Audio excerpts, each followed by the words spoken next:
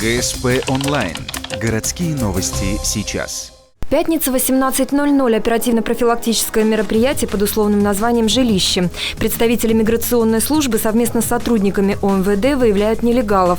Адреса не случайно проверяют оперативную информацию, либо реагируют на жалобы, поступившие от соседей.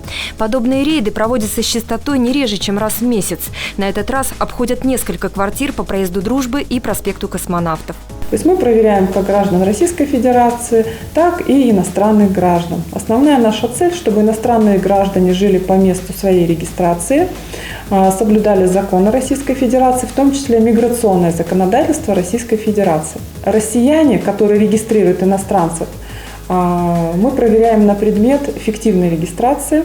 Двери открывают сразу. Граждане Узбекистана встречают гостей доброжелательно. По закону за фиктивную регистрацию полагается уголовное дело по статье 322 УК РФ и запрет на въезд на территорию России от 3 до 10 лет.